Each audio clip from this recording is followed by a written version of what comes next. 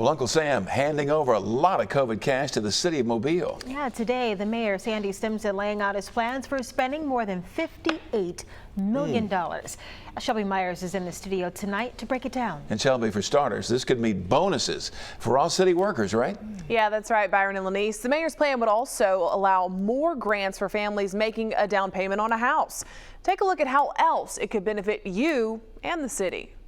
$29.1 million is in Mobile right now as part of the America Rescue Plans Fund. The government expected to deliver another $29.1 million next year. So where will that money go? Even though the city fared well, there are many individuals and small businesses that did not fare well.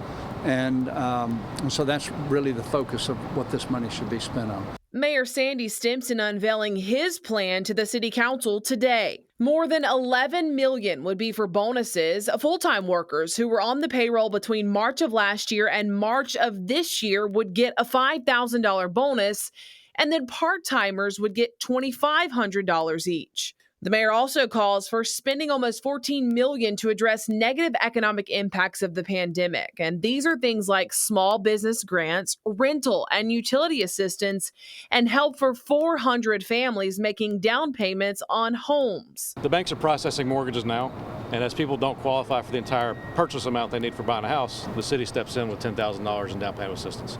On the backside of that, we do put a mortgage in place that it's deferred, forgiven, and make sure the person stays there for a certain amount of time to make sure they stay in the city. And then there's more than $29 million of so-called equity-focused services, and this includes $8 million to turn the old Gaffer's department store downtown into 94 affordable housing units and build about 20 houses where the former Woodcock Elementary School is now.